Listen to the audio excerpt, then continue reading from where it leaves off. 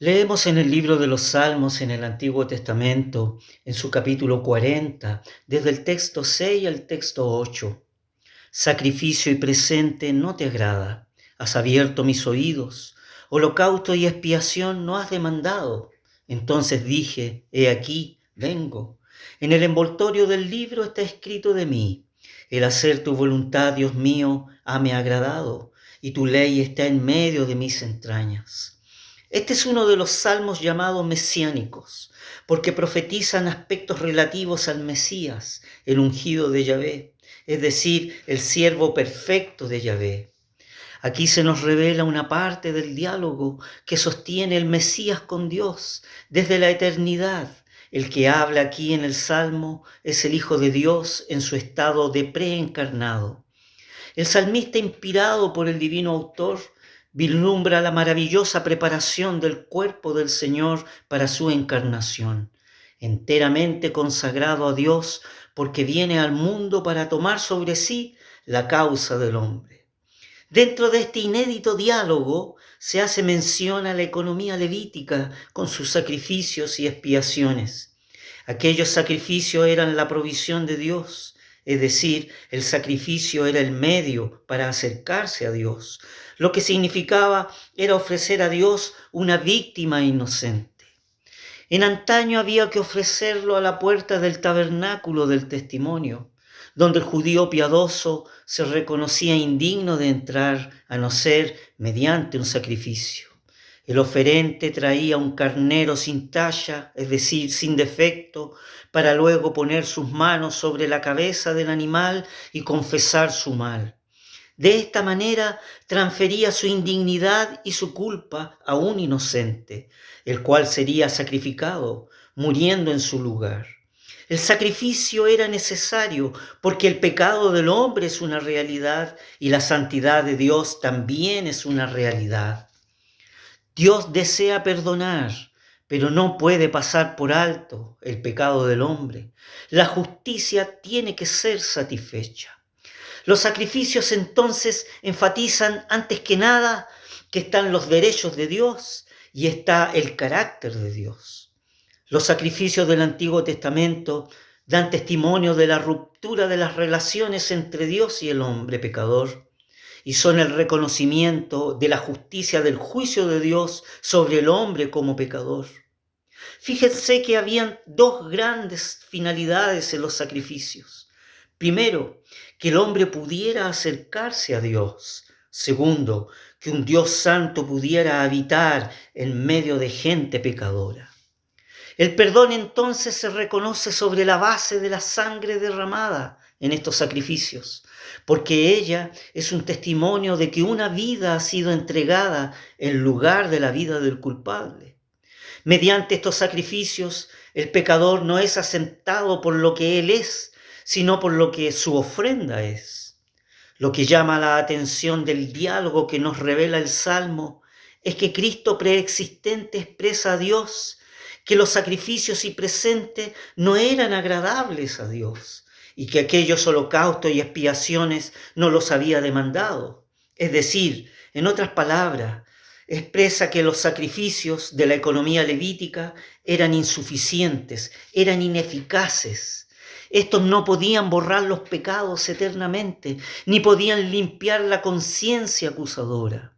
Y no es que Dios los rechazara en sí, sino que servían como símbolos, no como una expiación definitiva, es decir, como un perdón definitivo de los pecados del hombre.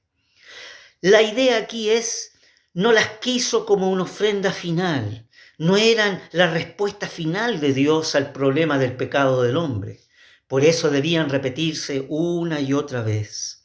Ante este hecho, el Hijo de Dios preencarnado expresa, entonces dije, he aquí, vengo, en el envoltorio del libro está escrito de mí.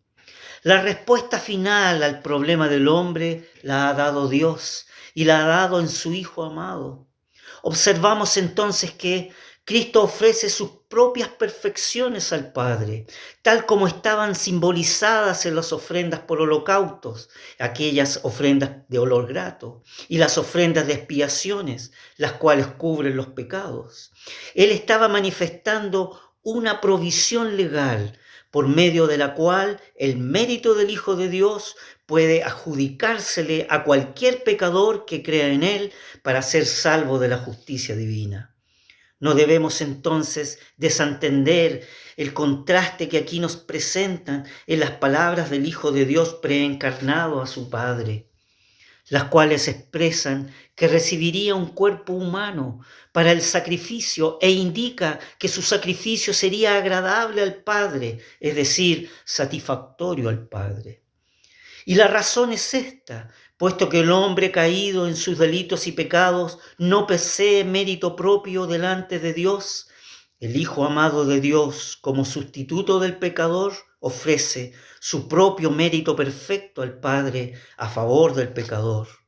Es así entonces que la muerte de Cristo en la cruz del Calvario es de mérito infinito y de una eficacia infinita para todo aquel que en él crea. Fíjense que el escritor inspirado por el divino autor en la epístola a los Hebreos, en su capítulo 10, desde el texto 5 al texto 7, hace una referencia al salmo mesiánico y posteriormente realiza un comentario de él.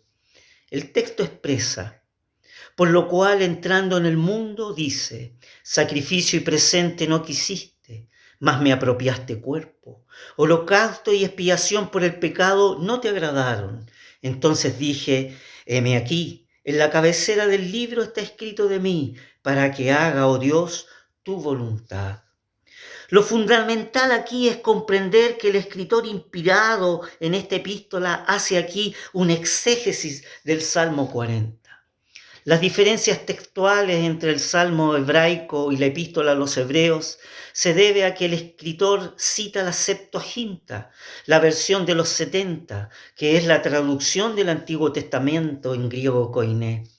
La versión de los 70 de ninguna manera ha alterado el sentido del salmo escrito en hebraico, de que habría un sacrificio que correspondía a la voluntad de Dios, el cual ningún animal podía satisfacer. Por tanto, el escritor de la epístola argumenta que la ofrenda de sí mismo del Hijo de Dios es la ofrenda definitiva por el pecado del hombre. Pero aquí hay dos aspectos que deben ser explicados. Primer aspecto, en el Salmo hebraico leemos, has abierto mis oídos, o senayim karitoli, donde el vocablo hebraico o senayim es oídos. Los oídos son abiertos para escuchar, para conocer la voluntad de Dios.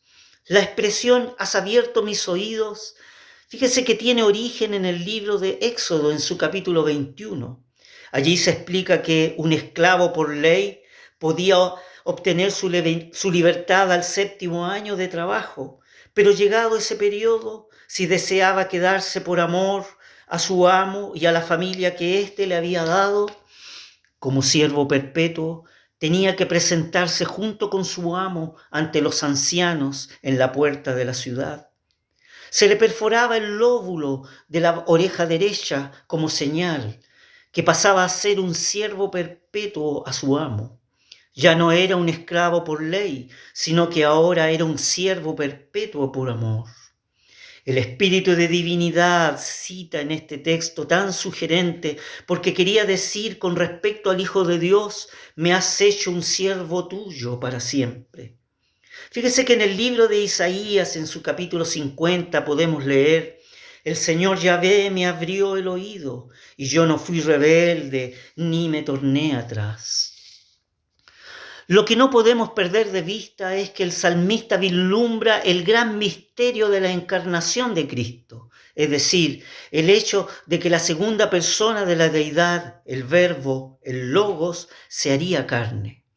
La figura del lenguaje, has abierto mis oídos, has perforado mis oídos, revela un hecho eterno. El Hijo de Dios se ha hecho un siervo perfecto de Dios por amor. En esto hay un gran acto de condescendencia. ¿Por qué? En la naturaleza humana deshonrada por la maldición del pecado, entra el Hijo, viene a tomar una naturaleza que Dios había creado, pero conforme a como Dios la había creado, sin pecado. El segundo aspecto, en la epístola a los Hebreos se expresa mas me apropiaste cuerpo.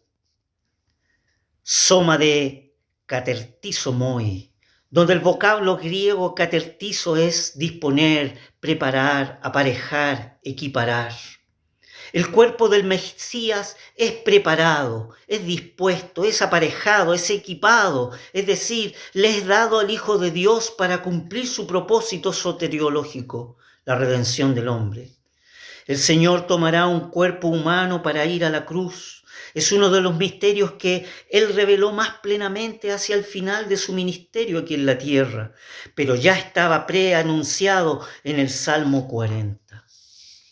Hay que destacar, como lo hace la escritura inspirada por el divino autor, la importancia del sometimiento a la voluntad de Dios en la muerte de Cristo. Observamos que solo por la obediencia pudo Cristo morir, porque la muerte no tenía derecho sobre él.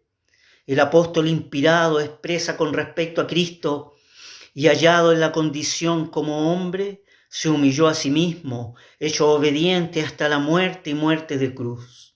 Fíjese que un himno expresa lo siguiente: hondo misterio el inmortal, hacerse hombre y sucumbir.